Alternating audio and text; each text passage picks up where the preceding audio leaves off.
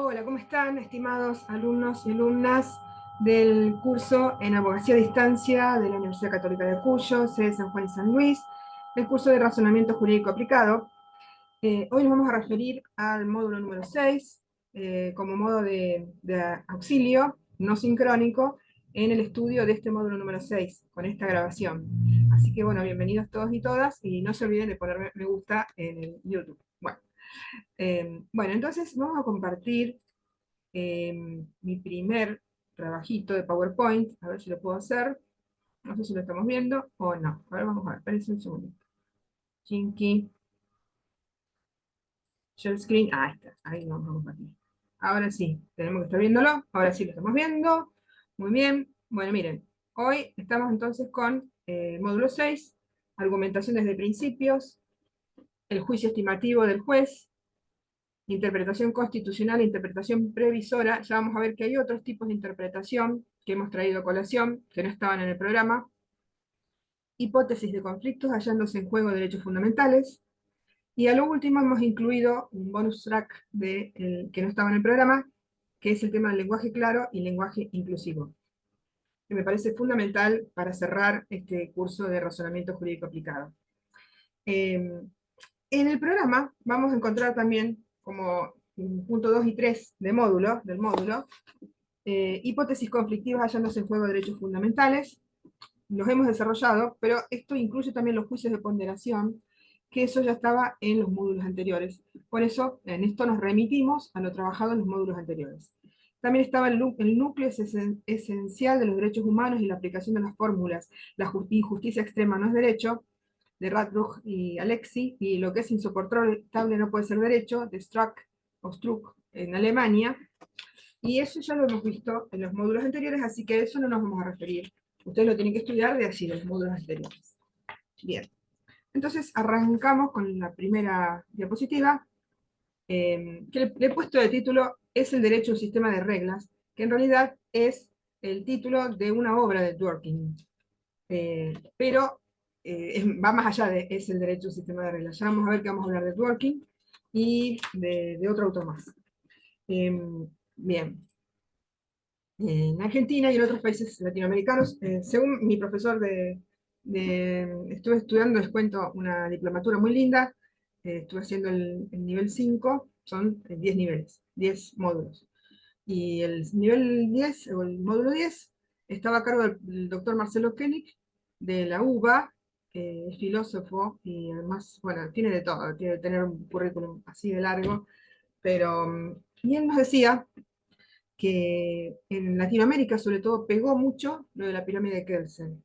Mucho más a lo mejor que en otros países, a lo mejor en Europa, en qué sé yo, en la misma Alemania o en España, no se habla con tanto así fruición y deferencia de la pirámide de Kelsen. Y acá en Argentina y en otros países como Perú, Chile, la pirámide de Kelsen es un poco menos que sacramental.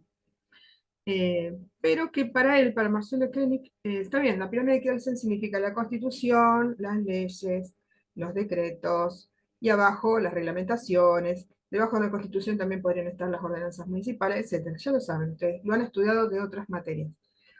Pero dice Marcelo Koenig que muchas veces la pirámide de Kelsen en nuestros países, sobre todo latinoamericanos, no explican el colorido, la colorida variedad de todo lo que nos podemos encontrar y cómo lo tenemos que interpretar, que muchas veces tiene que exceder eh, la pirámide. Porque tenemos que estudiarlo, por ejemplo, para resolver algo o para plantear algo, lo tenemos que plantear a partir también de ciencias, de otras ciencias, de otras disciplinas que estudian el mismo tema. Por ejemplo, en un caso de violencia contra la mujer, a lo mejor tenemos que traer a colación algunos principios que provienen de la psicología, de la sociología, o en otros casos pues, tenemos que traer principios económicos y decir, bueno, yo lo explico y lo fundamento el cambio en la aplicación de los intereses finales para la indemnización del trabajador.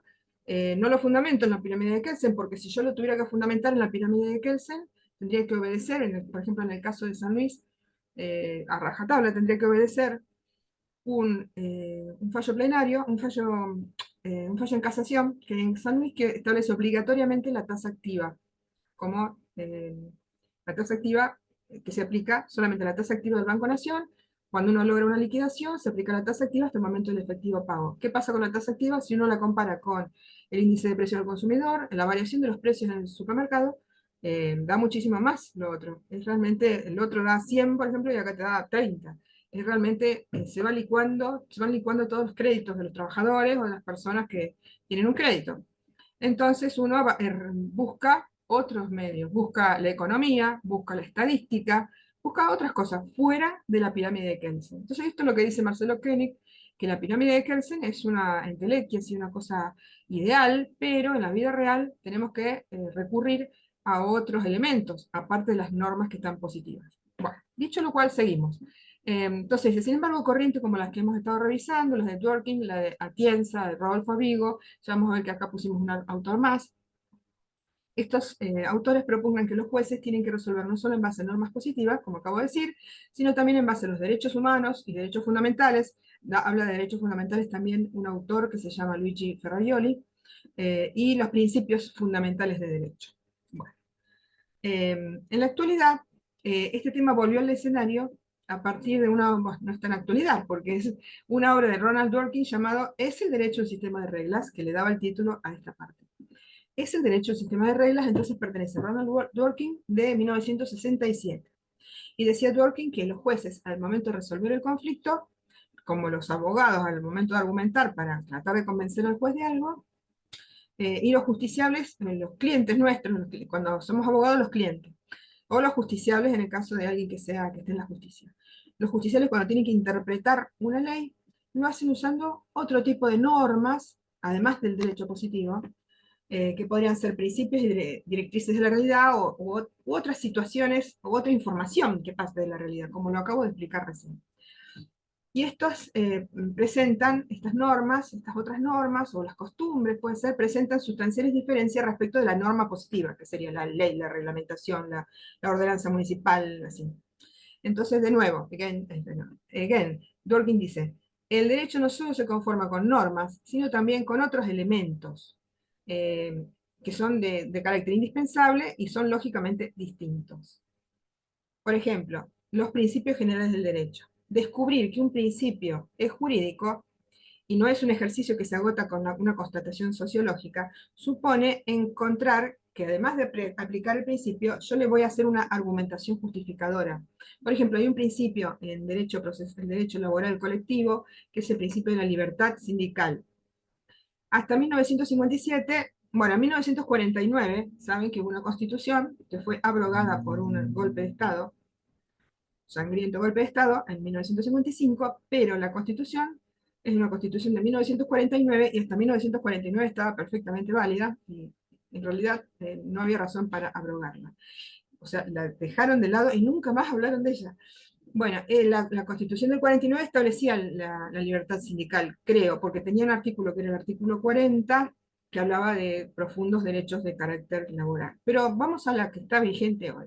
En el artículo 14 bis se habla del principio de libertad sindical, es un principio general del derecho. Si no estuviera en el 14 bis, sería un principio general del derecho sin carácter positivo, ¿no? Estaría en el aire, estaría en el aire.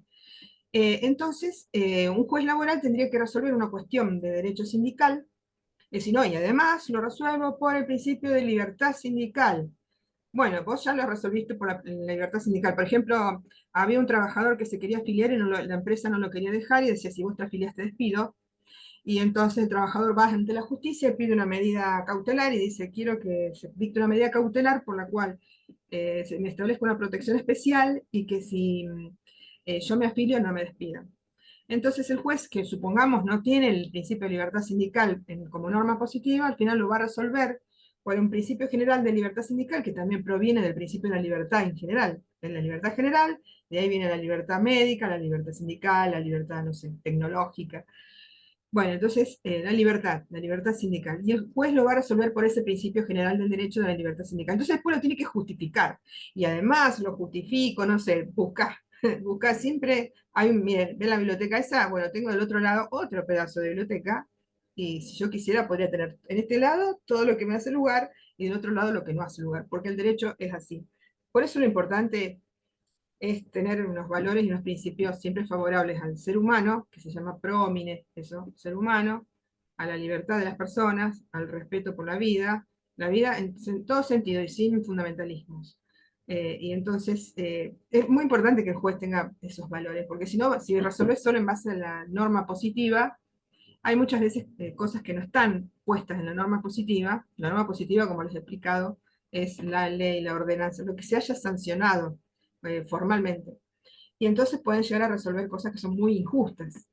Entonces, importante es, una vez que lo resolví por los principios, tengo que hacer una argumentación de justificación. Por eso dice Dworkin que la resolución por principios se resuelve. ¿Se acuerdan que hablábamos de que puede haber dos métodos, o dos caminos obligados? Porque primero era el camino de encontrar una información, un argumento convincente, y después demostrar que ese argumento convincente era el correcto. Entonces, el primero era el campo del descubrimiento o investigación, y el segundo es el campo de la justificación. Entonces, según Dworkin, la resolución por principios genera la obligación de trabajar sobre el campo de la justificación, a posteriori de haber aplicado el principio. Por eso muchas veces dicen, pero claro, la jueza está resolviendo con fundamentos que son, una vez que ya tomó la decisión, después lo fundamentó. Y no, no es eso, sino que uno lo resuelve en base a principios y después justifica su resolución, justifica legalmente su resolución. Lo importante es que la sentencia no sea arbitraria, es decir, no deje de tener fundamento. Y el escrito judicial sea convincente porque no sea arbitrario también. Bueno, después entonces Dworkin dice que los principios, hay distintos principios que tienen peso, pero a veces puede ser que todos los principios tengan un mismo peso, pero en un caso concreto alguno va a tener más peso que otro. Y eso sería sopesar los principios, justamente, peso, peso. Si el juez decide no aplicar determinado principio y ponderar que corresponde aplicar otro principio que se le opone, esta decisión hace que uno de esos principios sea superado por la fuerza o peso del otro principio en el caso específico. Y esto no significa que el primer principio quede derogado o declarado genéricamente inválido. Al revés de lo que ocurre con la norma positiva, que si uno aplica la norma positiva, es porque prevaleció sobre otra norma positiva, y eso es la que va a quedar. Una norma posterior prevalece sobre la anterior, una norma específica prevalece sobre la general, y así. O una norma legal, una norma constitucional prevalece sobre la legal. Bueno, estos principios no producen en el caso concreto un cambio retroactivo del derecho, porque es solo una consecuencia de la que el tribunal arriba, después de realizar un estudio profundo, abstracto y filosófico de los propios fundamentos en el ordenamiento jurídico. Dworkin reitera que respecto de los principios no existe ningún método empírico, no existe el método al final, no existe ningún método empírico que pueda identificar todos aquellos principios que forman parte del derecho. O sea que puede llegar a ser eterna la lista, están siempre siendo descubiertos los principios. Les cuento que yo aprendo con ustedes esto. Esto realmente es maravilloso, pensar lo insondable que es este tema de los principios. Bueno, acá les ponía un ejemplo yo de cómo un tribunal va ponderando y va cambiando, y a veces puede volver sobre sus pasos y aplicar un principio anterior. Era el principio de la oscilación de los criterios de la Corte Suprema de Justicia de la Nación en la apreciación de la prueba en los casos de discriminación. Resulta que, bueno, vieron el caso, yo siempre, casos de laboral, bueno, pero es lo que uno fluye. Entonces, en los casos de discriminación y sanciones o despidos por discriminación, tomo un poquito de agua, en estos casos es antes, qué sé yo, a mí misma me pasó, hace unos 25 años tuve un caso de un señor que lo habían despedido por tener HIV. Y le pagaron, lo indemnizaron y le pagaron todo. Claro, todo era un mes de preaviso y un mes de despido. 2 manguitos eran. Nada. Pero lo que pasa es que en realidad lo habían despedido por tener HIV. Lo habían maltratado, le hacían el vacío. Le habían dicho a todos los compañeros para que no se sentaran al lado de él, porque no sea cosa que se contagiaran, que se fueran de él, se fueran del baño cuando él aparecía en el baño y cosas así. Se sentía muy mal el señor, un típico caso de discriminación. En ese momento yo planteé que se le pagara una indemnización extra por haber sido discriminado. Y el juez, por lo menos el juez de primera instancia, y sí, el de segunda no, pero el de primera instancia, me dijo que no había probado la discriminación, porque como que se aplicó el famoso onus probandi, en el sentido de que todo el que alega un hecho lo debe demostrar. alegar que el otro te discriminó es alegar lo que está en la cabeza, lo que está pensando el otro. Y es casi imposible demostrar en sí la discriminación. Lo que se puede demostrar son cosas aledañas, cosas que están alrededor, hechos que demostraban un cierto estado de mente, de la mente de la gente. Bueno, yo demostré una serie de cositas, indicios, qué sé yo. Pero el juez de primera instancia dijo, no, si no lo demostró, no demostró la discriminación, entonces no le hago lugar. Pero es que ninguna patronal despide diciendo lo despido porque tiene HIV. En este caso, el señor esto lo habían despedido no solo por tener HIV, sino por ser de la comunidad LGTBQI+. Además, piensen, hace 20, 25 años, el paradigma era absolutamente heteronormativo, era un desprecio, como todavía sigue siendo en algunos lugares retrógrados, y eso y era una empresa de seguridad, me acuerdo, una empresa de seguridad, los directores habían sido policías, con todo respeto a los policías, pero en ese momento, por lo menos, la fuerza policial estaba muy permeada por ideologías de desprecio a la comunidad LGTB. Y entonces le faltaban unos cursitos que no había cursos de ni ley Micaela, ni nada para llevar al respeto de todas las minorías. Y entonces lo habían despedido por esa razón. Y yo tenía que salir a demostrar eso. Y claro, yo no demostré que le dijeran, porque no existió eso. Que le dijeran, te despedimos por ser persona gay. Pero yo demostré que sí sabían ellos que había estado enfermo, sí sabían ellos que vivía con su pareja, y así. Entonces, si sabían todo eso y lo despidieron sin más, sin decir ninguna causa, era claro que era una discriminación. Entonces, lo que pasó es que en ese momento, como les digo, en primera instancia me rechazaron y me dijeron que no había probado la discriminación. Pero en segunda instancia consideraron que sí, que con los elementos de prueba que yo les traje, que existía discriminación. Pero hoy en día, a partir del año 2011, imagínense, esto fue hace 25 años, pero hoy en día, a partir del año 2011, la Corte Suprema de Justicia de la Nación, en un caso de una señora que era empleada del Colegio Público de Abogados de Buenos Aires, una empleada administrativa, y su esposo era un dirigente sindical. Y cuando pasó a ser su esposo de dirigente sindical, su esposo pareja. Entonces, la patronal la despidió directamente. Y entonces ella dijo, no, me despidieron justo más o menos concomitantemente con el momento en que mi esposo pasó a ser dirigente sindical. Me despidieron por esa razón. Entonces ella dijo, me despidieron por esa razón. Y esta otra parte dijo, no, no la despedimos por ello, la despedimos porque quisimos, porque no queremos más su servicio y le pagamos hasta el último peso. Como les digo, pagar hasta el último peso cuando no hay mucha antigüedad no es mucha plata. Entonces, y esa plata no resarce la discriminación. Entonces la Corte dijo, ahí dijo este criterio, que la parte actora cuando acusa discriminación le basta con mencionar que ha sido discriminada y una causa plausible. Mencionar esto, y además demostraba que su marido había sido designado dirigente sindical, ya estaba. Y la otra parte tiene que salir a demostrar que las razones por las cuales despidió a la persona, que cuáles fueron las razones, no basta con decir despido sin causa, sino cuál fuera la causa. Como la otra parte no lo pudo demostrar, entonces le hizo lugar a la acción por discriminación. Eso fue en 2011. Después cambió. En el 2018 hay otros casos, uno que se llama Varela contra Cisco y Fontana contra Civier.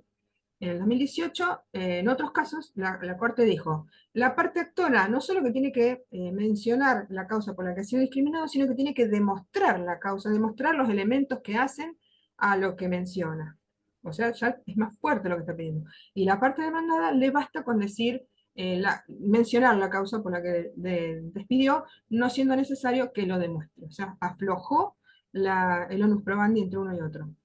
Y después cambió de nuevo, porque en el 2021 la Corte Suprema de Justicia de la Nación, en un caso que se llama Caminos contra Nuestra Señora de Loreto, que es un caso de una señora discriminada porque tenía una pareja que era más joven que ella, que había sido alumno de la escuela donde ella trabajaba, y en una escuela religiosa, y entonces cuando se supo eso, entonces la señora dice, acá me despidieron sin causa. Cuando se supo que yo me puse en pareja con este chico, qué sé yo.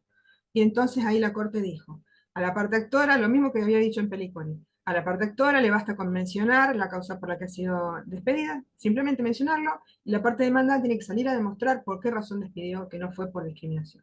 Como ven, la Corte va cambiando.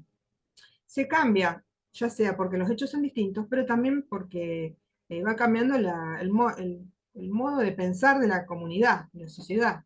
Va cambiando cómo lo presentan los medios de comunicación, cómo influye las comunidades diversas, por ejemplo, si fuera un caso de personas LGTB, cómo influye una manifestación que hubo, o un día del orgullo, o un caso grave en que se haya discriminado a una persona y que haya impactado en los medios de comunicación. Entonces eso le influye al juez, y eso en definitiva hace que cambie la ponderación que realice, y en realidad los principios siguen siendo los mismos, porque un principio no ha sido derogado por el otro.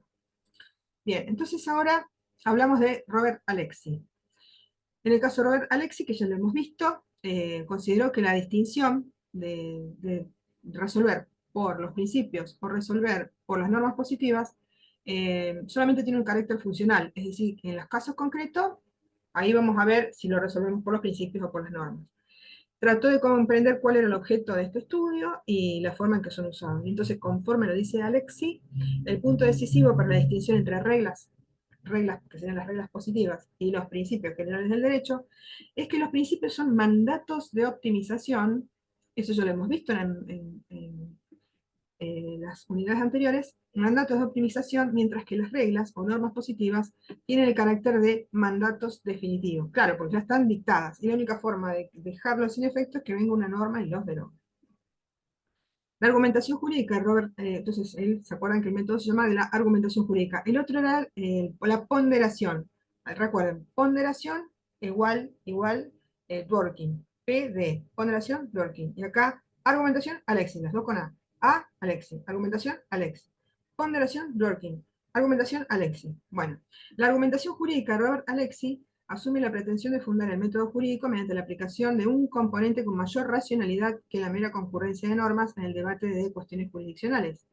Y también otorgar más versatilidad a sus administradores, o sea, generalmente son los jueces, podrían llegar a ser autoridades administrativas, que lo tengan que aplicar también, a aplicar recursos que les son propios. En suma, su teoría tiene la pretensión de resolver dentro de lo discursivamente posible problemas actuales que, según piensa, superan al positivismo jurídico, aun cuando ofrezca respecto de estos problemas hermenéuticos, hermenéuticos significa de la investigación y la interpretación, aun cuando ofrezca respecto a estos problemas de interpretación, nuevos campos para la investigación. Bueno, y ahora vamos a pasar a una segunda parte que se llama la tópica de Biebeck. Ay, ¿cómo se pronunciará eso? Biebeck. Bien, vamos a parar acá y vamos a seguir un segundo video.